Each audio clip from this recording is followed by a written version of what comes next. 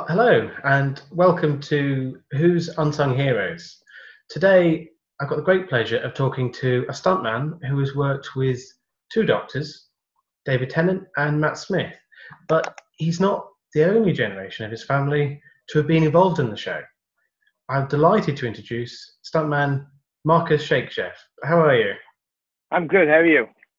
Not bad, thanks. And how are you coping in these strange times? Yeah, yeah. I'm not too bad. I'm all right. I got lots to keep me busy at home. Obviously, all the films and everything is shut down. I was doing Pennyworth, the Batman's Butler show, before everything went into lockdown. But I mean, obviously, what's going on is horrific. But I got a lot to keep me occupied, so it's not too bad. Oh, good, good. No, it's unlike some people, a stuntman can't really rehearse or work from home. It's not. No. Obviously, as discussed, I've got a separated shoulder from messing around, training at home and stuff. But no, I mean, there's not a lot anyone can do really. Well, we said I want to talk about Doctor Who, and you're having such an incredible career. Feature films, Marvel, all sorts of productions. So how does Doctor Who sort of stand out from these other shows? Does it? What for me, yeah, it does. I mean, I'm a Doctor Who fan. I've actually watched every episode of the Doctor since the first up until Peter Capaldi.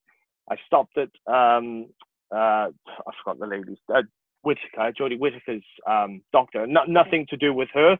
I think she's a great Doctor, but I couldn't get past the third ep. I was struggling a little bit. So for me, I signed off after that. I'm sad to say, but I've always been a big fan of Doctor Who. I've always enjoyed the concept more than probably the actual show, because the concept is, the concept of the Doctor and the way it's evolved. I love that whole process, and I was fascinated with the Doctor.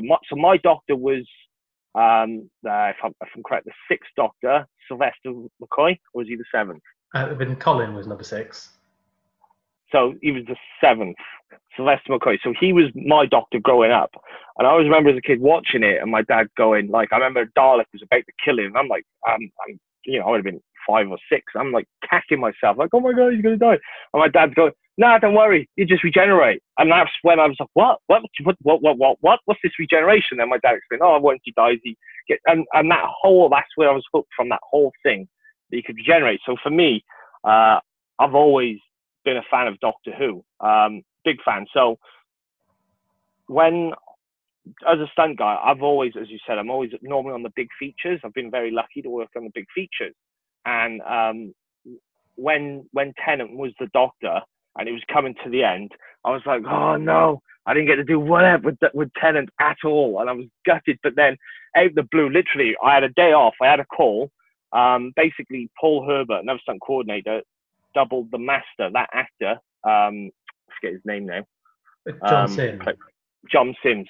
So Paul Herbert used to double him for everything. Paul Herbert was busy.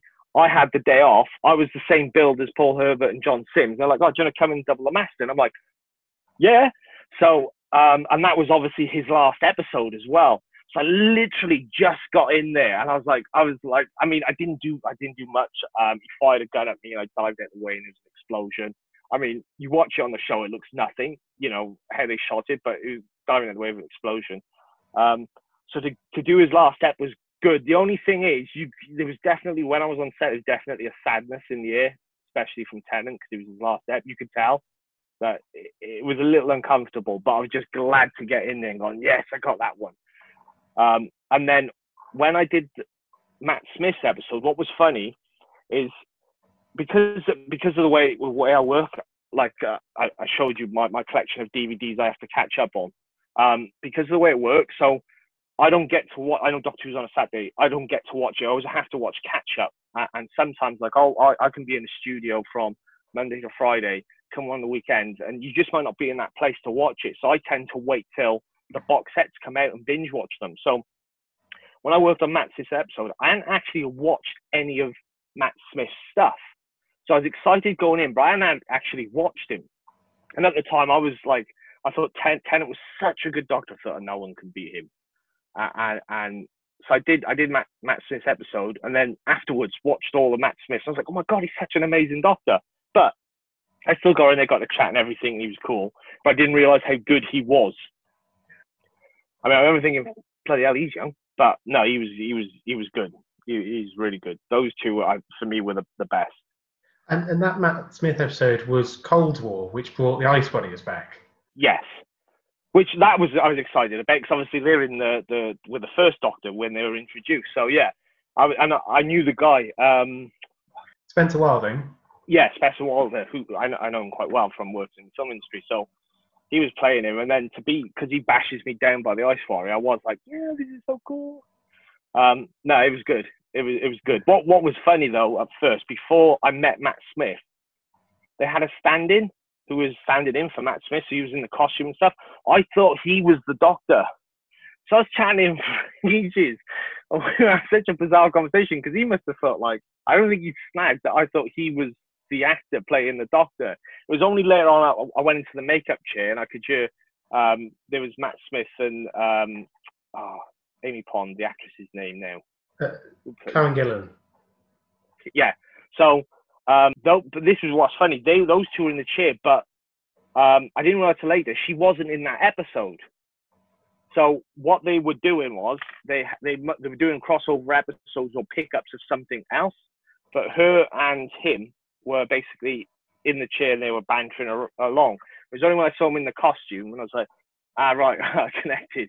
I realized the guy I've been talking to half the day was standing. As a stuntman, you're brought in for a particular sequence. Something like Doctor Who, is that quite literally just 2 days worth of work? Yeah, I mean, like a lot what I do. So I'm normally on for the bulk of the show, and I'm with a team. Doctor Who, they because of the nature of it is they haven't got the budget for big stunts. They don't have a budget for a big team. You've seen it. The action isn't, it's not action packed. So generally, Doctor Who is you're just in for a day or two, and then you go back. Nothing's really prepped as such. It's just on the day stuff, which for me is like as a fan, because I'm a fan of the show. I mean, I get it's aimed at kids. It's always been aimed at kids, so I get that. But for me as a fan, I've always been like, I feel like they're missing a trick when it comes to the action. Like especially when you have the whole Time War thing. I thought they missed a massive trick on that. I mean, they could have made a Hollywood movie with Time War and all of. I mean, such a great concept and story. They could have had like massive space battles and all sorts. But yeah. So generally, just in for a couple of days and then you're in. So when you came in for that first day, doubling for John Sim, did you meet him? Because of course you've got to capture his mannerisms to an extent. Yeah. I mean, generally as a double, you tend to watch set, the way they move, and you do try mimic, and it is hard. I wouldn't say I'm good at it. I mean, there's other stunt people. I don't know if you ever heard of Buster Reeves. He doubled Batman for all the Nolan films. He got the ability to watch someone and just mimic them, mimic everything, which is that's a skill in itself. But for John Sim, there wasn't a lot. I was just diving out of the way, so it wasn't like I had to mimic him or walk from A to B or do any running. It was literally just diving out the way of a gunshot and explosion. But I was more excited on that app than Matt Smith, because obviously Matt Smith I haven't watched any. Tennant's I've been following up to that point. So the only thing was obviously you don't know anything, don't know any endings. I go in, I've got given sides, and I'm like, I shouldn't be reading this. It's quite funny because I did a show called Krypton, which is based on Superman's planet, Homeworld. And when I did the first season, and I knew I was going to be a fan of this because I'm a sci-fi fan. So the first season, I got told off. I wouldn't read the scripts. So what I do was I'd get other stunt guys to break down the scripts and just tell me the bones of what the action stunts were, and then I design the action. But then the producers found out. So for season 2, they were like, you have to read the scripts. I'm like, I don't want to know what's happening because I've already done it on Doctor Who where I've spoiled endings and stuff. I don't want to read it. And same with Pennyworth. I'm doing Pennyworth season 2. First season I loved. And second season I'm like, I really don't want to read this script. I just want them to say this is the action and do it so I can enjoy it afterwards. But it is what it is. So, you're being a fan of science fiction, this fantasy series that are full of action and stunt setups. Does that sort of influence how you look at a sequence, knowing the sort of thinkings of those characters? I mean, Doctor Who, I've never been a coordinator or fight coordinator on it. I've only gone in as a performer. And the information I've got, because I've only done a day or two, is very limited. When I did a show like Krypton, because I know I'm a big fan of it, I'm a part of it, and like they introduced Doomsday, Lobo, they introduced all these big characters, Brainiac. I already know the characters. So when it comes to the action, I mean, I did Wonder Woman as well. My son called it the movie Wonder Woman. I know these characters. So when it comes to design action, I am like absolutely, what's the word? Buzzing off my tits, because I'm like, oh yeah, we're doing this great sequence. And you know, I'll go into meetings, and sometimes you especially when it comes to like stuff I know, like that, I know the literature. When we're doing concepts, I'm suggesting these things. My knowledge base sometimes shock people. I mean, there's something I can't say, unfortunately. There's something that happened on Pennyworth season 2. And we'd set it up, we designed it. I can't say what it is, unfortunately. But on the day when we come filming it, there was that moment. I went from my professional job to, oh my God, I'm freaking out. I'm like, oh my God, I just did this. This is so iconic. So I do have those moments to myself where sometimes I'm reflecting what I'm doing. Wonder Woman, I didn't. Wonder Woman, it was only after it finished, I realized what I'd done, because that was too busy. It was too immense and crazy. But on Krypton, there were times where like we're doing stuff with Doomsday, and I'm having a fan nerd attack. Doctor Who, when the Ice Warrior, obviously at the time I was more excited about the Ice Warrior than Matt Smith, because I hadn't seen any of Matt Smith's stuff. End of Time, doing the last Tennant. I mean, out of all the episodes to do, that was probably the one for me to do. So there are moments where I step back, but a lot of the time I'm so focused on the job, I do have to go in the corner and have my geek nerd out attack. But so what was it that first got you interested in being a stuntman? Was it the love of the material? No, basically, I mean, I was a competitive martial artist, so I used to compete, and I was also an actor. I used to do a lot of Welsh television, only like small little jobs. And even though I enjoyed the acting, I was always more towards the action. And then I got cast to play Batman in the Arkham Asylum games. So I did all the motion capture as Batman for the Arkham Asylum games. And it's from there, really, I was like, basically, if someone came to me and said, oh, we'll give you a role in EastEnders, I would have gone, I'm not interested. I'm not that type of actor. But if someone said, oh, we'll give you a role in something action, then I'm all over it. So I realized then probably stunts was probably a better path for me than necessarily acting. And along the way, I've done a lot of like featured acting roles, you know, action roles, action actor roles. I've been in films with like Scott Adkins. I don't know if you know who he is. He's like a B-list martial arts action actor. I played a villain in Sherlock Holmes 2, where I'm fighting Robert Downey Jr. So those parts do interest me. But yeah, I just realized stunts was more for me than the acting side. And I mean, looking at your work, you know, there's things like Thor, Star Wars, a solo story. You know, there's some fantastic big productions. But then it made me smile to read Hold the Sunset and Death in Paradise, which are shows that I don't think, oh, they're going to be stunt heavy, but obviously. Hold the Sunset, that right, you say that. Hold the Sunset was probably the best one for me in my career. And I'll tell you why, it's because John Cleese was there, right? And I don't get starstruck, right? The only time I got starstruck, in the early days, I did Sherlock Holmes, Robert Downey Jr. And I got a little starstruck with Robert Downey Jr. on the first one, because I was like, wow, Robert Downey Jr. But that's probably the only time I ever got starstruck in my career. Other than that, I never got starstruck. But when I met John Cleese, I got starstruck. And I should admit this, they basically said that he doesn't want photos or anything like that taken with him, you know, because he gets asked all the time. I was so unprofessional. I was like, do you know what? This guy's a hero. I'm not going to meet him again. Do you know what? I work on the big films anyway. I don't care if this small TV production don't call me back. So I was just like, sir, Mr. John Cleese, I know I'm not meant to ask you, but honestly, I need a photo. And what was brilliant about it, I was expecting him to tell me to do one. He actually went, yeah, no problem. And literally, as I held my camera to a selfie, he went, don't you dare do that. And literally, some guy was walking, he went, oh, you, hold this camera. We're not doing no selfie. I was like, legends. And I'm like, yes, got my photo. He was such a lovely man. And like I said, the briefing to the crew was don't ask for photos, but I could not.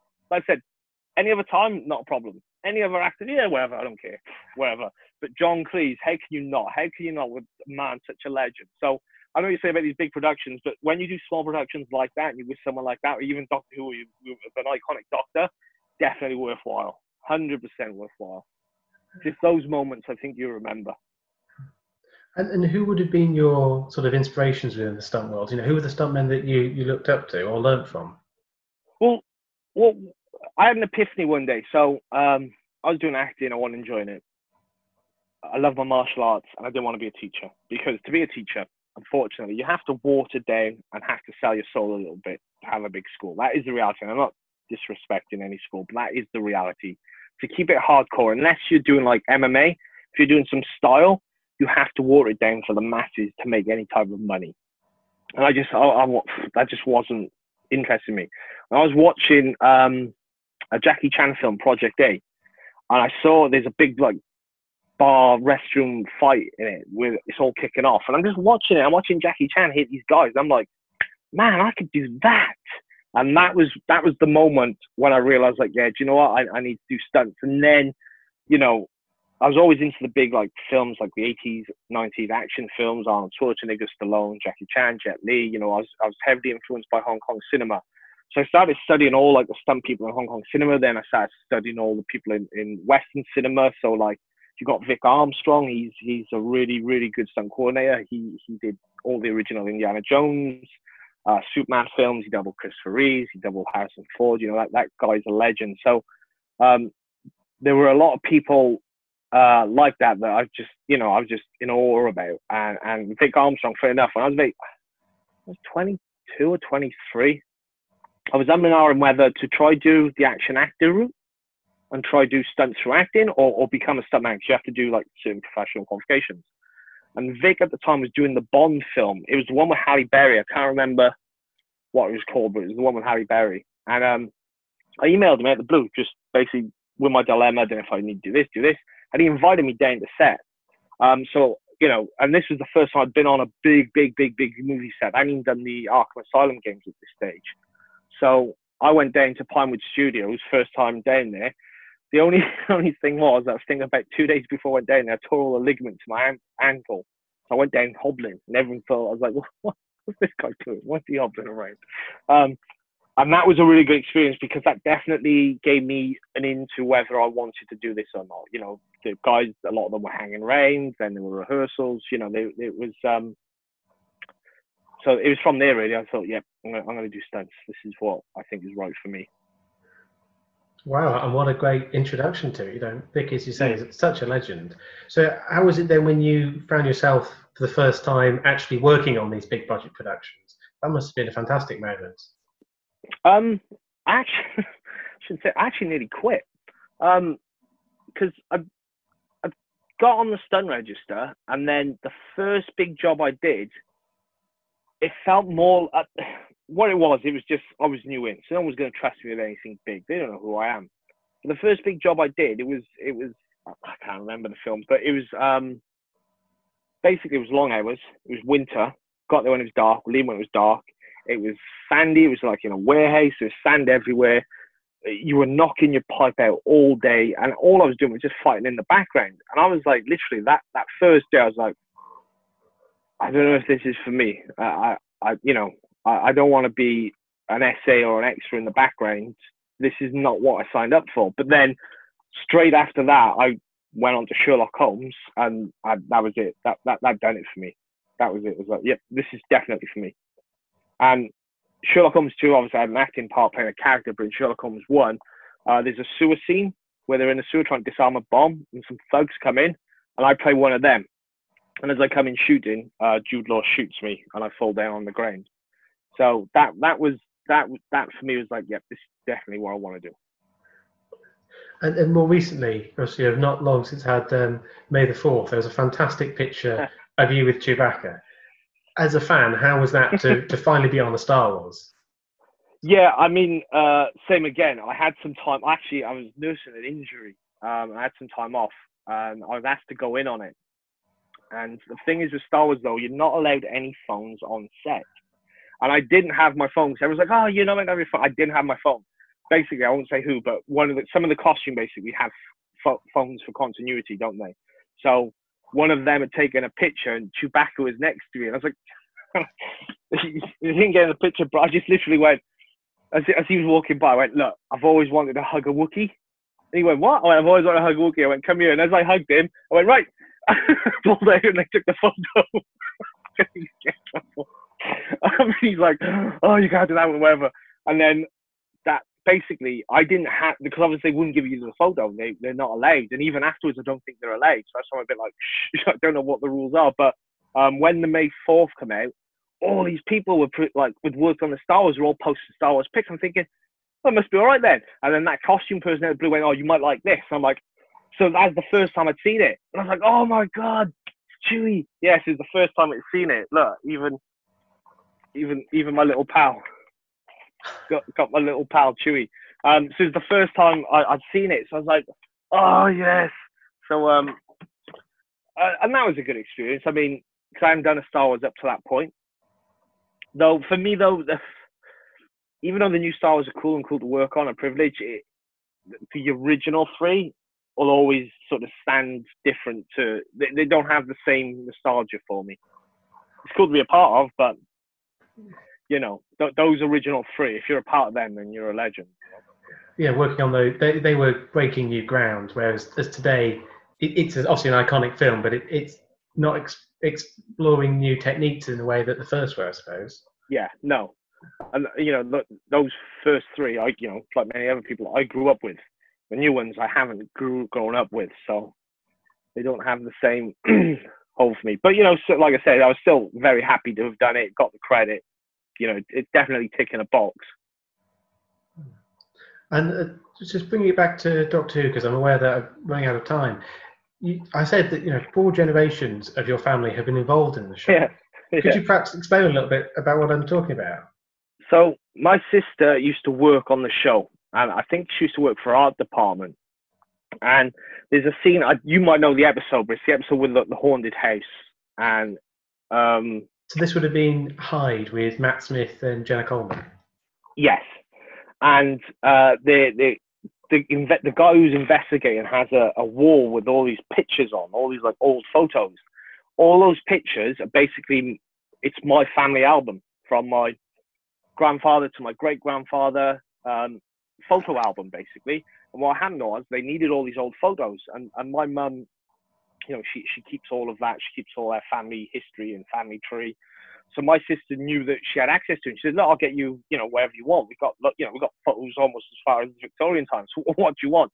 So she brought this photo album in, and then they put literally, and there are some close-up shots. You can see my mum as a baby, you can see my grandfather as a young boy, literally just plastered on this thing. And it was only after it aired, I'm like, that's like 4 generations of my family now that have done Doctor Who. Like, who else can say that? I mean, 3 generations of them just in one episode. So I was like, who can say that? There's got to be an award for it. There's got to be some Guinness World Record or something. Yeah, and also apparently in the Matt Smith era of seasons, there's somewhere in there there's a shop called Shakesheff. I've not seen it. I gotta be honest. I've not seen it. I don't know if they didn't shoot it or it's just, you know, glancing thing. There's some sort of shop, exterior location where there's a shop called Shakesheff, which I'm still hoping to find one day. Well, that's something for viewers to go back and see if they can spot that. I can't say I've seen it, but I'll have a look. Yeah, I mean, they might not have shot it. You don't know. But I know there was a shop, because when my sister worked in the department, I think it was my dad moaned that he'd never been on TV or something. So they said, oh, we'll just put a shop called Shakesheff. And that's what they did. They had a sign with Shakesheffs on it for some shop. So I've never seen it. Well, one final question for me. What are you working on at the moment, or have you been working on before this happened? What can we look forward to? Well, before this happened, I was doing Pennyworth. So Pennyworth is Batman's butler as a young man, and it's about his adventures. Season 1's already out, so we were doing season 2, and we were halfway through it, and then it all got shut down. So hopefully, I don't know when, but whenever things go back to normal, I'll be going straight back onto that to finish that up. Hopefully, viewers will keep an eye out for that. And thank you very much for your time, Marcus. It's been absolutely fascinating. No worries, not at all. Cheers.